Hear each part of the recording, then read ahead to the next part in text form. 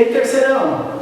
Bom dia, boa tarde, boa noite para você que está assistindo esse vídeo, para você que está acessando esse conteúdo. Vamos lá. Hoje nós vamos evoluir o nosso assunto, que até agora temos conversado sobre música. Muito bem. Falamos sobre vários contextos, ainda precisamos falar sobre o blues e sobre o jazz. Ok? Eles estão reservadinhos aqui por um propósito bem importante.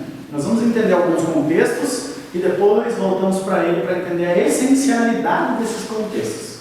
Agora, nós vamos fazer uma análise um pouco diferente. Hoje nós vamos falar sobre música brasileira, sobre música aqui no Brasil. Por quê? Nós estamos até agora analisando vertentes que foram surgindo e foram se organizando a partir da música estadunidense, da música norte-americana, certo? Por que eu estou dizendo isso? Porque lá nós temos um modelo de formalização diferente do modelo de formalização que aconteceu aqui no Brasil. E isso é muito interessante.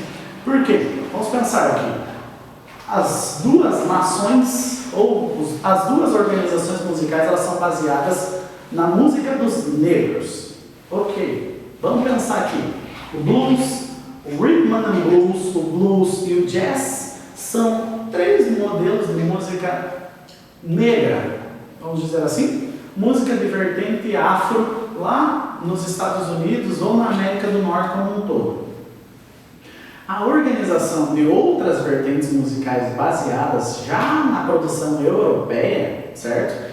Deu condição para que nesse cenário se formalizassem algumas maneiras de produzir música. Ok, legal. Agora pensando no Brasil, nós temos aqui produções musicais que também estão voltadas para essa ideia. Vamos pensar lá no modelo samba, no modelo chorinho e em alguns outros, principalmente ali no começo. Então nós vamos ter a nossa colonização e aqui também, colonização. Aí nós temos um modelo escravocrata de trabalho nas duas vertentes, nas duas nações, né, nos dois grupos aqui sociais. E aí começam a acontecer algumas diferenças. Em primeiro lugar, a velocidade da mudança da condição do negro, certo? A velocidade da mudança da condição do negro. Aqui acontece um pouco mais rápido e também a condição do negro começa a ser reinterpretada.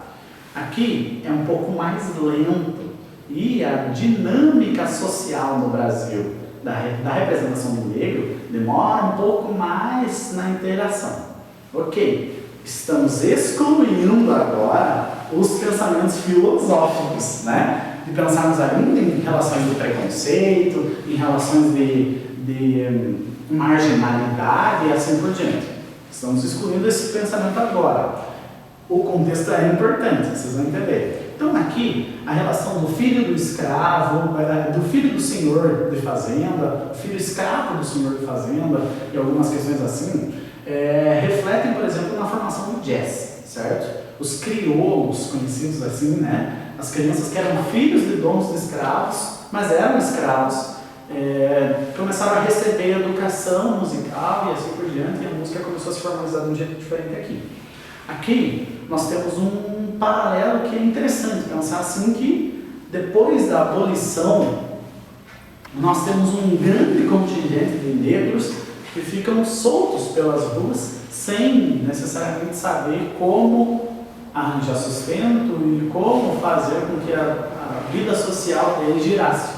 Ok? E aí a vertente artística passa a ser uma correspondência interessante.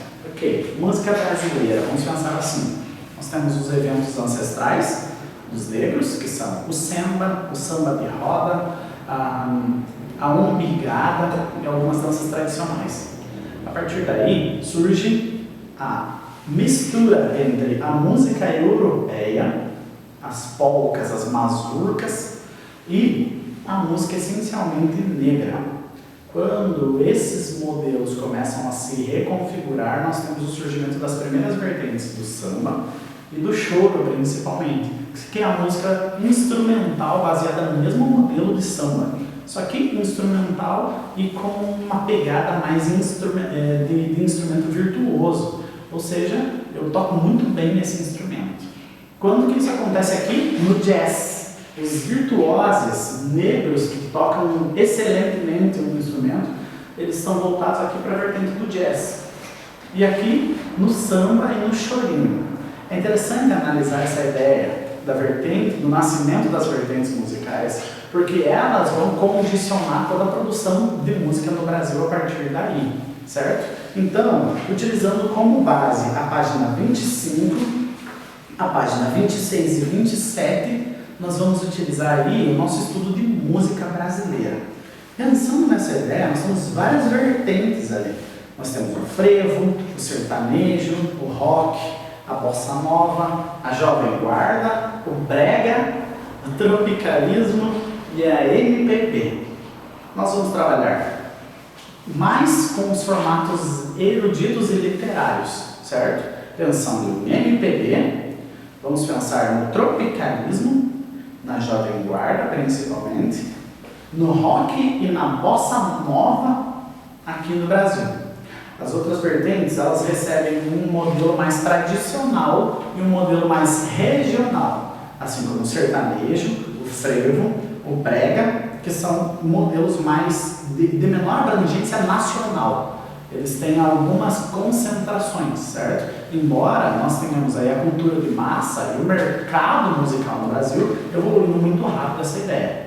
Outra questão que é importante pensar são as marchinhas. As marchinhas principalmente atreladas ao carnaval. Essa ideia musical e esses projetos musicais eles vão formalizando as escadas de ascensão da música brasileira, certo? Então, quando nós pensamos nessa ideia, eu quero que você compreenda duas questões importantes e muito interessantes.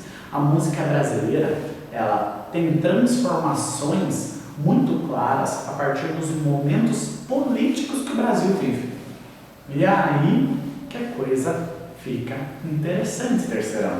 Por quê? Se o momento político está abrangendo um determinado momento, guia o conceito musical, nós vamos ter aí músicas que se projetam politicamente ou que se exibem politicamente. E essa vai ser a nossa abordagem, principalmente quando nós tratamos sobre rock, certo? Quando nós tratamos sobre bossa nova, nós tratamos sobre jovem guarda e sobre tropicalismo, ok? Esses movimentos eles são muito interessantes do ponto de vista político e econômico brasileiro.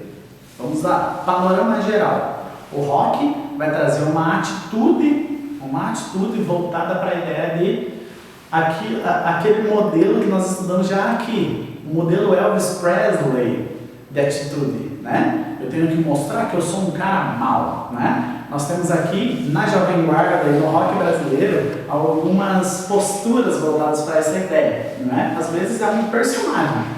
O Erasmo Carlos tem uma música que diz: eu tenho que manter a minha fama de mal. Olha só como essa dinâmica é interessante, o discurso é interessante. Então, pensando no rock, nós temos um discurso mais voltado para essa questão agressiva, a questão de contestação, que tem a ver com lógica. O rock é o rock.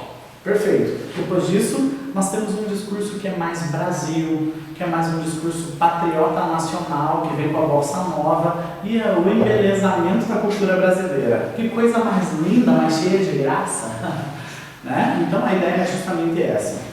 A Jovem Guarda vai trazer e vai abranger essa ideia de rock mais Elvis Presley, tentando fazer uma venda, né? A ideia de curtir um momento e viver o momento por meio da música.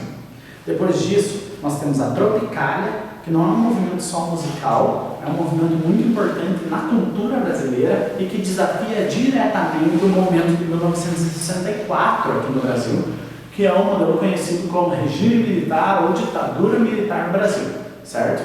E depois disso, a MPB, que vai trazer o acompanhamento dessa ideia de Tropicália e depois vai se sobressaindo por assuntos mais cotidianos, certo? Então essa é a nossa introdução sobre música brasileira e sobre esses projetos diferentes na América do Norte e aqui no Brasil, e um paralelo interessante sobre a questão da música dos negros e da projeção da organização da música dos negros atrelada à música que era feita na Europa, correto?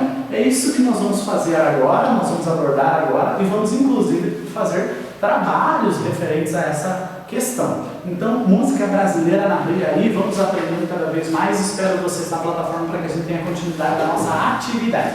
Beleza? Valeu, até então. Tchau, tchau, terceirão. Valeu!